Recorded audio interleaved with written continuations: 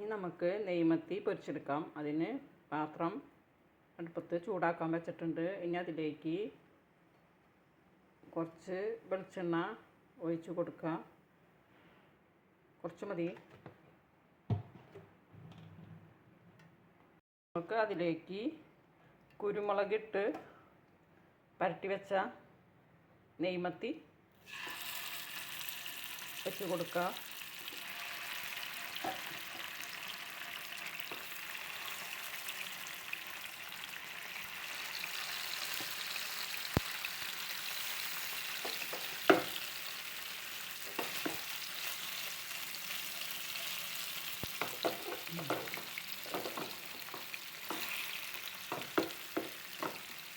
നല്ല കുരുമുളക് ചേർത്ത നെയ്മത്തിയാണ്.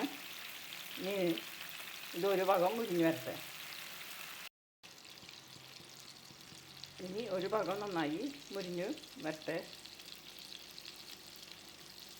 ഈ ഒരു പുറം മുരിഞ്ഞ് വന്നു. ഇനിയിപ്പോൾ നമുക്ക് മറിച്ചിട്ട് കൊടുക്കാം.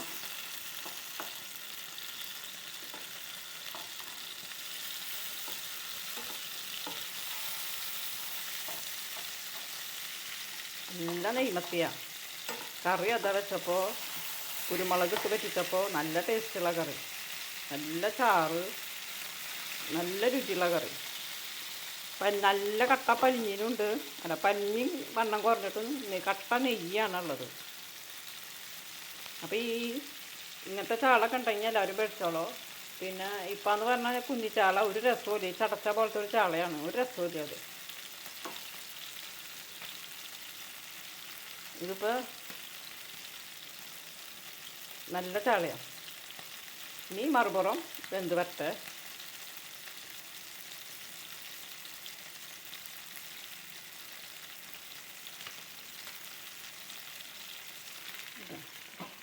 ചാള വറ്റിച്ചത് കണ്ട, കുരുമുളക് ഇട്ടിട്ട് തരി പോലും ചാറില്ലാണ്ട് വറ്റിച്ചെടുത്ത് നല്ല ടേസ്റ്റ് ഉണ്ട്. ഇനി മറുപുറം വെന്ത് വരട്ടെ. അങ്ങനെ നമ്മളുടെ നെയ്മത്തി 2 പുറവും മൊരിഞ്ഞ് വന്നിട്ടുണ്ട്.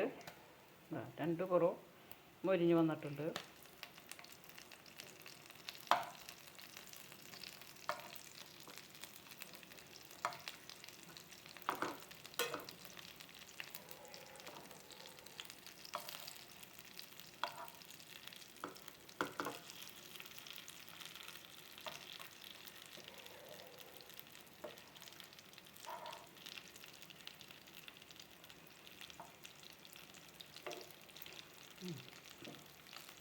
അങ്ങനെ 2 പുറവും മൊരിഞ്ഞ് വന്നിട്ടുണ്ട്.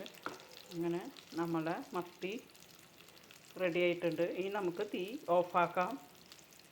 എന്നിട്ട് നമുക്ക് ഒന്ന് കഴിച്ച് നോക്കാം. തീ ഓഫാക്കി അതിൽ നിന്ന് നമുക്ക് അടർന്നു വന്ന മാംസം ഒന്ന് കഴിച്ച് നോക്കാം. കണ്ട, നല്ല വെള്ള മാംസമാണ് നെയ്മത്തിയുടെ.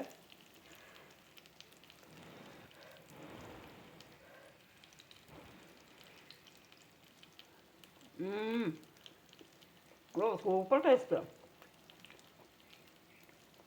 ഇതിലും ഉപ്പും കുരുമുളകും പൊടി മഞ്ഞൾപ്പൊടി മാത്രം ഇട്ടിട്ട് വറുത്തിട്ടുള്ളതാണ്.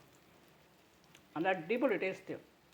എല്ലാവരും നെയ്മത്തി കിട്ടിയാൽ ഇതുപോലെ മേടിച്ച് വറുക്കണം. ഈ വീഡിയോ ഇഷ്ടപ്പെട്ടാൽ ഒന്ന് ലൈക്ക് ചെയ്യണേ, ഷെയർ ചെയ്യണേ, സബ്സ്ക്രൈബ് ചെയ്യണേ.